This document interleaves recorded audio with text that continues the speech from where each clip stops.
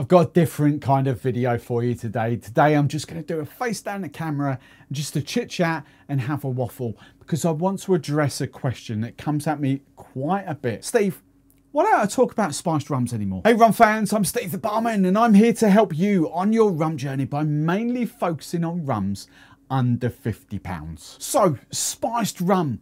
First off, let's address the big question. Yes, I still flipping well love spiced rum. And more than ever, I appreciate the role that it plays in the whole rum world. Basically, without having this conversation time and time again, without spiced rum, there is no rum category growth. Many people will never understand that. I know I'll get comments on this video. People are going to come at me. They're going to laugh at me. They're going to say I'm wrong. They're going to say I don't know what I'm talking about. But those views, they're blinkered traditionally from people that haven't got a clue and traditionally from people that haven't got a clue about simple business economics, especially business economics in the whole alcohol world, whether that's pubs, bars, brands, spirits, you name it. The simple fact is the whole rum category needs spiced and flavoured rum. It's that simple. Now, to kind of back that claim up, there was an article published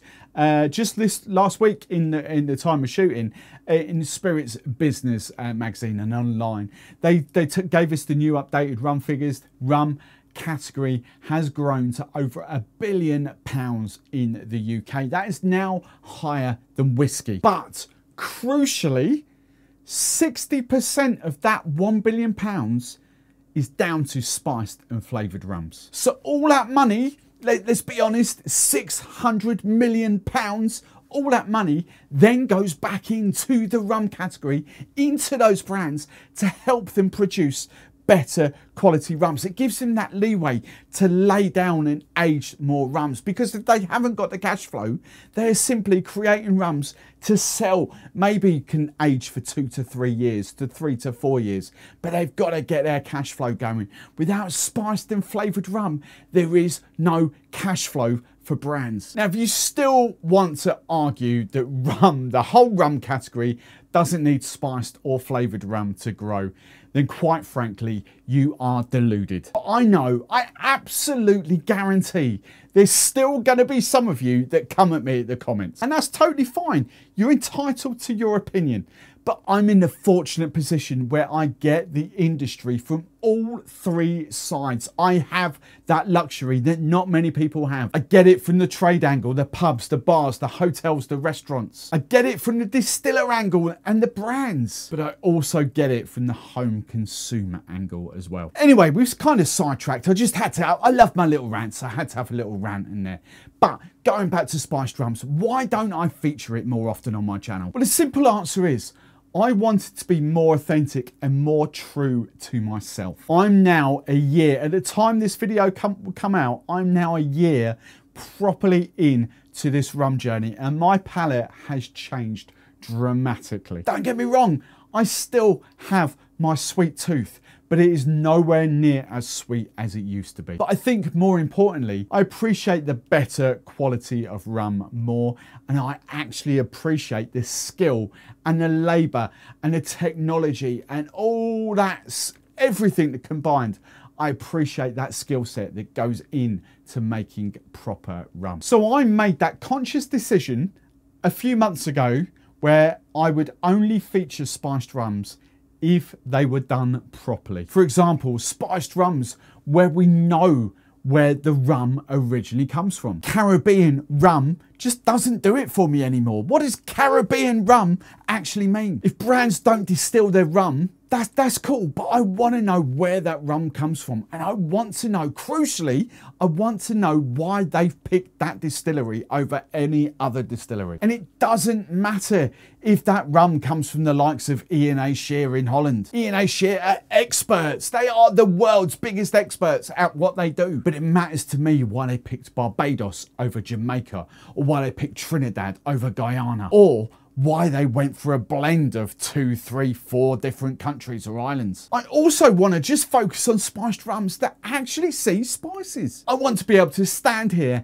and big up the production, the skill set involved in making that spiced rum. I just don't want to get behind brands that just buy up a cask, 250 litres of some generic rum and then just add a few flavour compounds to it. That doesn't float my boat anymore. And yes, for those of you that don't know, the vast majority of spiced rums, they just get a generic rum. They add a bottle, the best way I could describe it, they add a bottle of flavoured cordial that's spiced up, cordial flavour compounds. They just add that in a set amount, whether it's 200 ml, whether it's a litre, whatever it is. They just simply add that to their rum, blend it, and there you go. That is a spiced rum.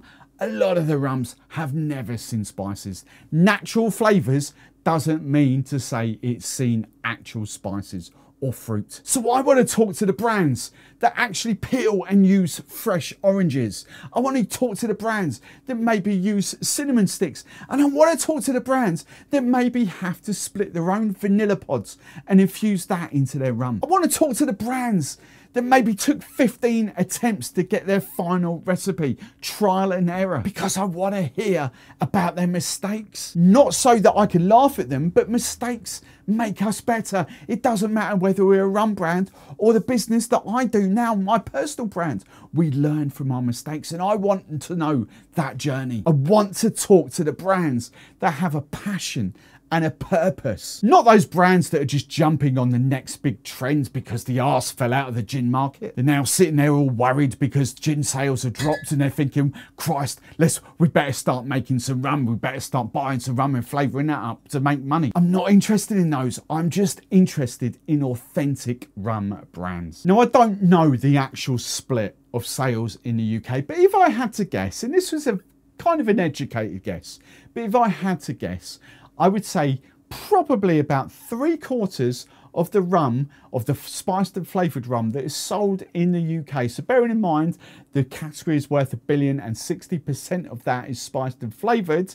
I'm going to say 3/4 of that 60% are just generic rums flavoured up with flavour compounds or cordials or whatever you want to call them. But even if I'm guessing at 3/4 or 75% of that 60%, that still means there's some gems to be found. Brands that have that skill set to blow our minds with their flavour combinations, their spiced combinations when they do it properly. And brands that don't need to add a ton of sugar to mask essentially what their product actually is. Now I thought that now that rant mode was over, it's probably a good time to add some more rums. I knew if I loaded this up, my arms would go everywhere and I would sort of send them flying. And there are probably even more things that I've got behind me or on the top shelf that you can't see that probably come into this.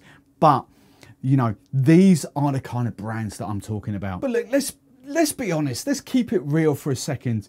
You know, the bigger brands that do use flavour compounds, that do use generic rum that you'll never know where that rum actually comes from, they don't need our help. They certainly don't need my help. And I'll even keep it brutally honest, because I understand the trade and the industry. I understand it better than a lot of people.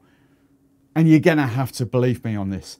If pubs, bars, restaurants, hotels, if they are not stocking the likes of Dead Man's Fingers, Bamboo, Old J, Kraken, honestly, they are leaving a shed load of cash in customers' pockets and not putting it in their tills, because they are the brands that sell. Just because those particular brands don't float my boat anymore doesn't mean to say I'm going to write them off or slag them off. They serve a huge purpose in the rum community, in the rum category.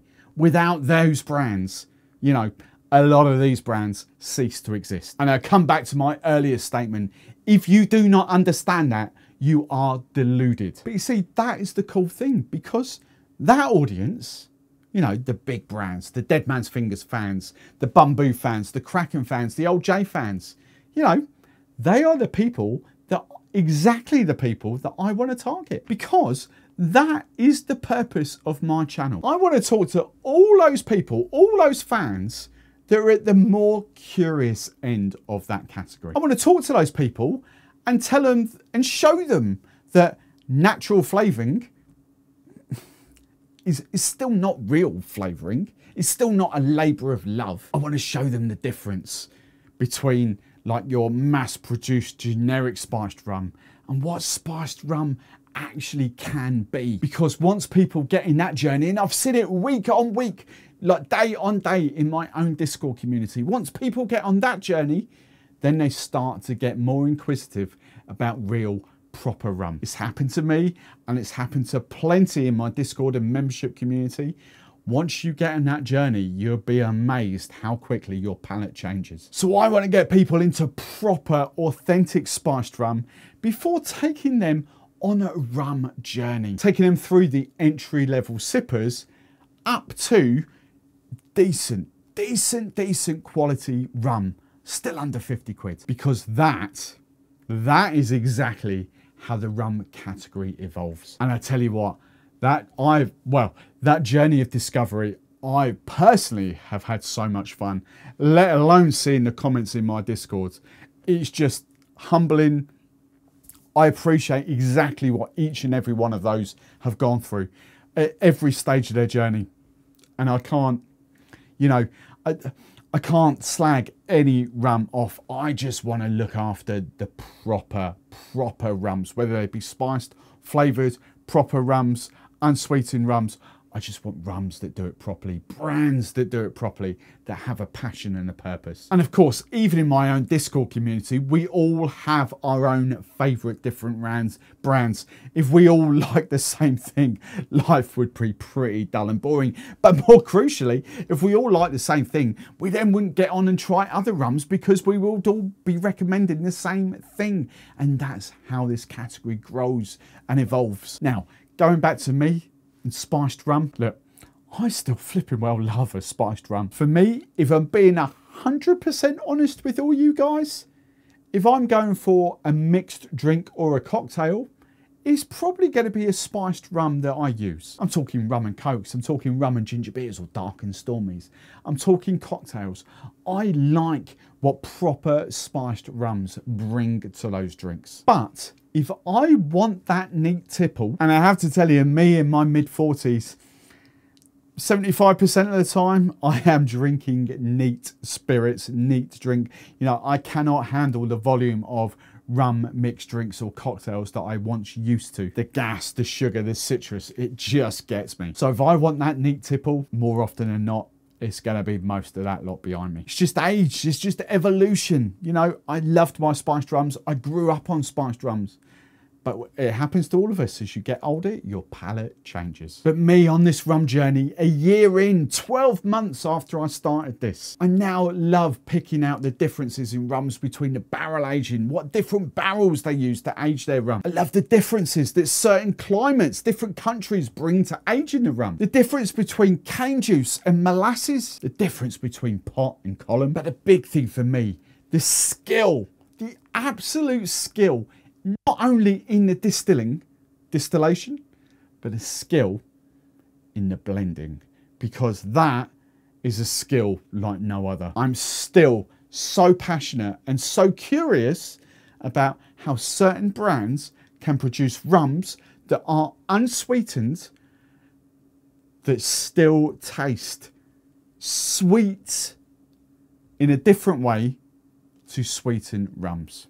That will always fascinate me, because believe you me, there's no sugar added to the likes of that, or the Appletons or anything like that. There's zero sugar added to them, but the characteristics of that, they ain't bone dry rums. And that is exactly where my passion lies. I'm on this whole journey of discovery and I absolutely love it. But all that said, if you still put a proper spiced rum, properly spiced, unsweetened, if you put that in front of me, I'm still going to give it the love and the attention it deserves, because that in its own right is a completely different skill set. Just don't talk to me about the generic mass market stuff. But hands up, I absolutely loved it until my mid-30s. But for me now, 10 years on, I just want quality. Pure, unadulterated, unsweetened quality. And if that's got spices in it, so be it.